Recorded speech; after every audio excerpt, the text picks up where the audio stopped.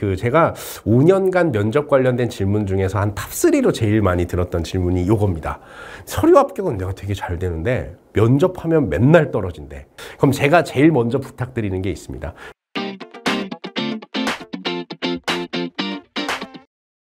네, 이제 면접 살펴보도록 하겠습니다. 정말 뭐 엔터 취업뿐만 아니라 뭐 모든 취업하시는 분들이 너무 공포스러워하는 면접입니다. 오늘은 면접 직설이라고 제가 좀 적어볼게요. 최대한 직접적이고 솔직한 내용으로 오늘은 좀 답변을 드리겠다라는 얘기를 좀 드리겠습니다. 면접은 이제 왜 보는 건가 이런 부분들에 대한 질문들이 좀 제일 많은데 저는 소개팅도 면접이라고 생각합니다. 그 사진으로만 보는 모습만 가지고 이 사람하고 뭐 사랑에 빠질 수도 있겠지만 만나서 어떤 생각을 가지고 있는지 어떤 가치관을 가지고 있는지 대화를 통해서 정성적인 의사결정이 정해지기도 한다. 뭐 하루 이틀 아르바이트를 하더라도 면접을 보는 이유가 바로 그것입니다. 대화를 나눌 때 같이 일할 수 있는 사람인지 아닌지 판단하는 부분들을 판단자의 경험과 능력을 회사에서 믿는 거죠. 면접은 같이 일할 사람들, 나랑 같이 일할 후배, 동료를 뽑는 과정이 면접이다라고 생각을 해주시면 좋을 것 같아요. 면접이 뭐 되게 시급하게 진행되는 경우도 많이 있습니다. 엔터 취업이 특히 그렇죠. 내일 모레 면접 보러 오실래요? 그러니까 우리가 완전 그냥 그로기 상태가 됩니다. 이틀 뒤에 면접을 보러 가야 된다고? 그럼 막막하죠.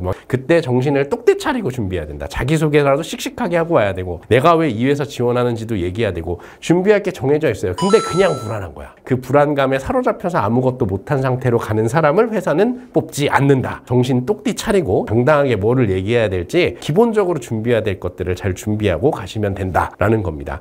꼭 기억해 주세요. 그리고 1차 면접하고 이제 2차 면접의 차이가 뭐냐? 1차는 팀장급 실무 면접, 그리고 2차는 임원 면접 이렇게 얘기 많이 합니다. 1차는 그래서 물어보는 게 뭐냐면요. 경력기술서, 포트폴리오, 자기소개서 내용을 바탕으로 이분이 정말 일을 우리 회사에 들어와서 잘 할 수 있는 사람인지 지원 동기와 전문성을 뭔가 검증한다라고 생각해 주시면 될 것 같아요. 그래서 어느 정도 검증이 돼서 합격권에 드는 사람들이 올라와서 이제 임원 면접을 보는 건데 그 임원분들이 특징이 좀 있어요. 이게 두 가지가 있는데 사람을 잘 안 믿는다는 특징이 있고요. 두 번째는 급해요, 성격이. 그러면 안 되는데 실제로 대다수의 임원들이 다 그렇다. 이런 분들한테 만족시킬 수 있는 면접의 정답을 주기 위해서 우리가 어떻게 해야 되냐. 급한 사람들한테 말을 길게 하면 되겠어요, 안 되겠어요? 말 길게 하거나 중언부언하지 마세요, 절대. 두괄식으로 그냥 답부터 얘기하고 그 이후 한 문장 또는 두 문장으로 딱 잘라서 얘기해야 돼요. 그리고 사람을 잘 안 믿는다 그랬잖아요. 이거 되게 단순하지만 정말 좋은 해결책이 있습니다. 구체적으로 얘기하면 됩니다. 다들 이런 활동도 했고요. 저런 활동도 했고요. 진짜 열심히 살았고요. 이것도 했고요. 알바도 막 한 번에 3개씩 했고요. 이런 식으로 나열을 쭉 하는데 안 믿어요. 왜냐하면 내가 그 사람의 삶을 살아본 게 아니기 때문에 정말 나열만 이만큼 길게 하고 그 에피소드에 대해서 내가 배운 게 뭔지 한 게 뭔지 하나하나 구체적으로 얘기를 못하는 사람들은 믿을 수가 없다. 이런 거예요. 그래서 정말 하나에 대해서 자세하게 얘기하는 것들로 화법을 좀 바꿔나가셔서 신뢰를 얻으시고 길게 말하지 마시고 두괄식으로 주제 문장 얘기하고 이후 한두 문장 붙여서 얘기하는 습관 붙이시면은 저는 임원 면접 합격한다고 생각합니다. 그 다음에 에티켓 볼게요. 면접 에티켓 되게 중요한 게 많은데 엔터는 프리하니까 뭐 네일 아트나 뭐 염색, 뭐 예를 들면 뭐 탈색, 뭐 과감하게, 그리고 또 뭐 문신, 피어싱. 엔터는 일반 기업보다 더 자유롭지 않냐라고 많이 물어보시는데 엔터도 회사다. 엔터도 생각보다 보수적이고 뭔가 칼정장을 평소에 안 입다 뿐이지 문화 자체가 수평적이지만 에티켓에 대해서 기본적으로 지키는 문화는 좀 있는 것 같다. 라고 좀 얘기를 좀 드리고 싶습니다. 겨울엔 패딩 입어도 되냐? 추우면 패딩 입어야지. 근데 면접장에 들어갈 때는 잠깐 뭐 걸어 놓거나 팔에 이제 들고 가서 잠깐 뭐 내려놓겠습니다. 뭐 이런 식으로 하고 이제 그 면접에 임해야지 패딩을 입고 이렇게 모자를 푹 눌러 쓰고 면접을 볼 수는 없지 않겠어요? 그래서 이런 부분들 유의해 주시기 바랄게요. 제가 5년간 면접 관련된 질문 중에서 한 탑3로 제일 많이 들었던 질문이 이겁니다. 서류 합격은 내가 되게 잘 되는데 면접하면 맨날 떨어진대. 그 이유가 뭔지 모르겠다라고 질문하시는 분들이 있는데요. 그럼 제가 제일 먼저 부탁드리는 게 있습니다. 혹시 면접 때 어떤 상황이었는지 저한테 좀 복기를 좀 해주실 수 있냐? 그럼 나도 면접 상황에 안 가봤으니까 저도 모르잖아요. 대부분 받은 질문만 복기를 하고 내가 뭐라고 대답했는지를 복기를 안 하시더라고요. 문제점은 거기에 있는데 말이죠. 내가 뭐라고 답했는지, 옆에 사람은 뭐라고 얘기했는지 대략 기억하셔서 잘 적어 놓으시는 게 굉장히 중요합니다. 근데 면접을 보고 나서 한 2, 3일이면 다 까먹어요. 면접 봤으면 대부분 떨렸어, 망했어, 부정적인 기억으로 있기 때문에 면접이 끝나자마자 그 기억을 지워버리려고 우리가 본능적으로 애쓴다. 이런 말씀을 드리고 싶어요. 그래서 질문과 무슨 대답이 나왔는지는 면접 당일 또는 다음 날까지 복기를 꼭 해놔야 돼요. 면접 보고 나자마자 보다는 그날 저녁이나 다음 날 뭐 커피숍 같은 데 가셔가지고 복기를 쫙 해보시면은 제가 볼 땐 답이 거의 보이는데 떨어지시는 분들은 질문 의도 파악이 약하다. 이게 제일 문제예요. 진짜 면접에서 떨어지시는 분들은 면접에서 뭘 물어봤는지 그 의도 파악을 잘 하고 대답을 해야 되는데 자꾸 자기가 하고 싶은 말을 대답해서 탈락하는 케이스가 제일 많아요. 그리고 회사에서는 한 번은 그냥 넘어가는데 이게 두 번, 세 번, 네 번 반복하다 보면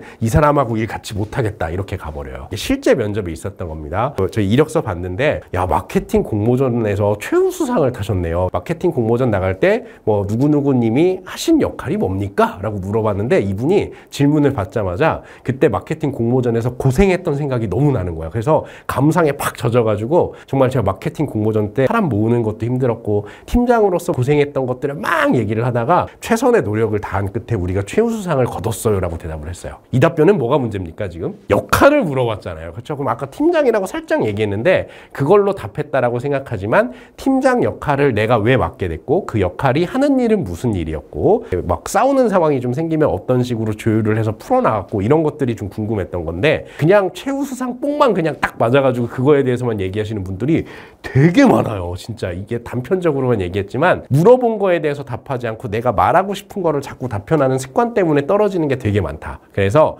면접 때 자주 떨어지시는 분들은 아까 뭐 이제 임원 면접 때 얘기했던 것처럼 좀 간결하게 얘기하는 연습과 질문 의도 파악을 좀 잘하는 연습부터 해주시는 게 중요할 것 같습니다. 그리고 다음에 면접에서 탈락했으면 재지원해도 되냐? 네, 많이 물어보십니다. 재지원 문제는 제가 아주 정확하게 설명드릴게요.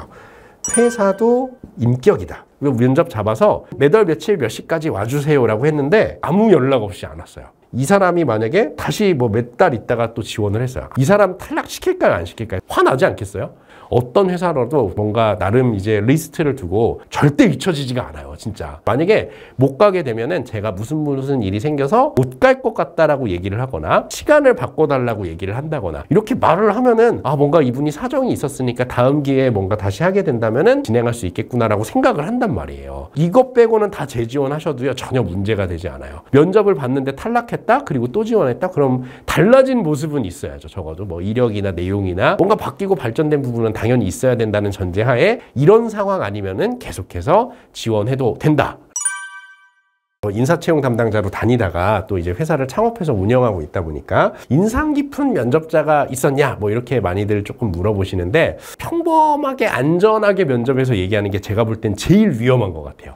눈에 잘 안 띄잖아요. 뭔가 이 사람의 뇌리에 박힐 수 있는 이제 머릿속에 이렇게 확 남을 수 있는 무기나 말할 거리를 염두하고 가는 사람과 아닌 사람의 좀 차이가 조금 있는 것 같아요. 저는 어떤 사람이 그럼 약간 뇌리에 박히고 기억에 많이 남나요? 라는 걸 물어보시면은 그냥 제 개인적인 얘기를 좀 드리면 저는 좀 나는 솔로를 좀 많이 보거든요. 제가 나는 솔로 보면서 좀 느낀 건데 단시간 안에 서로 간의 매력을 어필하고 판단하기 위해서 출연자들이 어떤 행동을 하는가 특히 나는 솔로 같은 경우는 이제 직장이나 사회에서 위치를 잡은 사람들이 그런 행동을 굉장히 본능적으로 많이 한단 말이에요. 그래서 근데 나는 솔로에서는 그런 행동들이 조금은 독특하고 유니크하게 많이 나오더라고요. 어떤 언행을 하면 내가 마음에 두는 사람들이 기억에 남는가 같은 것들을 이런 식으로 연구하는 것도 저는 되게 좋은 것 같아요. 자꾸 면접이라는 틀 안에서 취업이라는 틀 안에서 가둬서 생각을 하다 보니까 모두가 똑같이 생각하는 것 같아요. 저는 그래서 취업을 준비하고 면접이 잘 안 되시는 분들한테 제가 실제 강의에서도 얘기한 적이 있습니다. 나는 솔로를 보라고 얘기했습니다. 20대 분들은 잘 안 보시더라고요. 보니까 나의 이제 경험들이나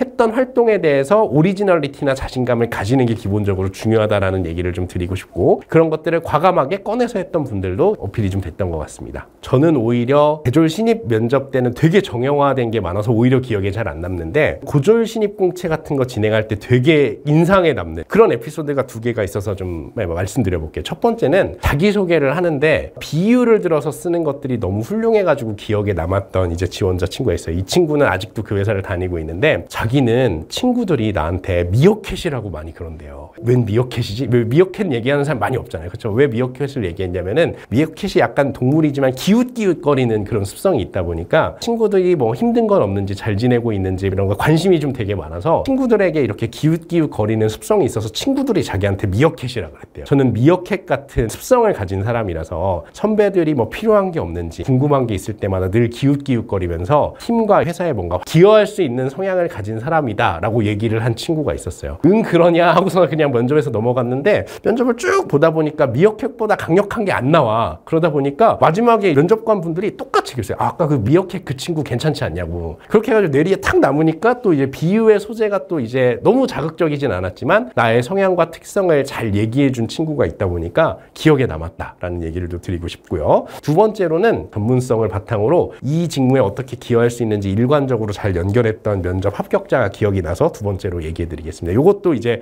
고졸신입 공채 때 얘기인데요. 어떤 분이 엑셀 전국 1등을 했다는 거예요, 자기가. 그래서 엑셀 전국 1등? 이건 뭐지? 왜냐면 엑셀이 전국 대회가 있는지 몰랐으니까요. 엑셀 가지고 고등학생 분들끼리 뭐 특성화고 중심으로 겨루는 대회가 있나 봐요. 근데 거기에서 전국 1등을 했다는 거예요. 엑셀 전국 1등이라고 딱 이제 이력서에 적혀 있으면 궁금은 하겠죠. 약간 직무는 인사 쪽이었는데 불러서 좀 얘기를 해봤죠. 엑셀 전국 1등을 가지고 부각했으면 뽑을까 말까 이렇게 고민했을 텐데 정말 저는 OS와 엑셀 다루는 거를 사랑하는 것 같아요. 안 뽑을 이유가 없으니 그런 이제 사례가 좀 있어서 두 가지를 말씀드려봤습니다. 마지막으로 하고 싶은 말 또 물어보시는 분들 많은데요. 마지막으로 하고 싶은 말은 없습니다만 안 하면 될 것 같아요. 저는 없습니다 뭐 다 물어봤습니다라고 하고 그냥 나오시는 분들이 있는데 마지막으로 꼭 물어본단 말이에요. 이런 생각을 가져주시면 좋을 것 같아요. 현직자 만나기 쉽습니까? 어렵습니까? 현직자가 저 앞에 있는데 궁금한 게 하나도 없다. 그것도 문제가 있는 거예요. 그런 기회가 있는데 없습니다 하고 날리는 거는 문제가 있어. 제가 볼 때는. 그리고 연봉 얼마냐고 물어봐도 되냐? 물어보면 안 됩니다. 기본적으로 연봉이라는 정보는 컨피덴셜한 거예요. 그리고 면접 기록은 아까 처음에 말씀드렸지만 복기를 꼭 해놔야 됩니다. 진짜 생생하게 텍스트로 기록을 다 해놓은 다음에 하루 지나서 그거를 읽어보면은 내가 왜 이따위로밖에 대답을 못했을까 하면서 이불킥이 나오게 되는데 거기서 부족한 점을 찾아내서 다음에 개선하고 노력하고 바꿔나가는 모습을 보이면은 면접 때 계속 떨어지는 분도 면접에 붙게 됩니다. 이건 제가 5년간 엔준모 엔터자뷰에 대해서 강의하거나 어드바이스 드리면서 제가 얻은 결론이에요. 다음 면접 보면서 알 수 있는 합격, 불합격의 시그널이 있냐 뭐 이런 거 물어보시는 분들 되게 많은데요. 근데 시그널 같은 거는 좀 없는 것 같고 10분 만에 면접이 끝났는데 저 불합격한 거 아닐까요? 이렇게 하시는 분들도 있고 정말 3, 40분 이상 이렇게 길게 사람 붙잡아 놓고 얘기해 놓고 불합격시켰다. 저는 그 두 가지도 다 이유가 있는 것 같습니다. 10분 만에 확신이 들었을 수도 있는 거고요. 4, 50분 동안 길게 쭉 얘기했다는 거는 내가 말이 길었던 거는 아닌지 구체적으로 대답을 해야 되는데 구체적인 답변이 안 나오니까 면접관이 질문을 또 하고 또 해서 시간이 길어진 건 아닌지 면접을 길게 했다고 해서 예감이 좋았다라고 오해하시면 안 돼요. 이 면접의 길이 같은 것들은 중요하지 않지만 정확하게 질문의 의도 파악해서 답을 잘 했는지 간결하게 두 갈식으로 끊어서 얘기를 했는지 그런 것들을 복기해 보시면서 완성도를 높여가는 게 좋을 것 같습니다. 면접 한 번 봤는데 한 번에 취업하면 좋죠. 근데 그런 일은 잘 안 일어나요. 계속해서 발전하고 수정 보완하는 모습을 보이다 보면은 어렵게 취업을 했을 때 그 회사에 좀 더 절실하게 다닐 수 있습니다. 하나 써서 면접 한 번 봐서 합격하신 분도 있었거든요. 근데 다니시는 분들도 있는데 안 다니시는 분들이 좀 훨씬 많았던 것 같아요. 제 기억에는. 그게 취업이 쉽네. 그래서 뭔가 다시 또 도전하면 되겠지 같은 마음을 갖게 하는 건 아닌가. 이런 생각이 좀 솔직히 좀 들었어요. 그래서 조금 힘들겠지만 어느 정도의 이제 고난과 과정을 겪고 그 다음에 취업을 해야 정말 내가 이 회사에서 잘 버텨서 정말 좋은 성과 내서 기여하겠다라는 생각으로 다닐 수 있을 거라고 생각합니다. 도움이 되셨으면 좋겠네요.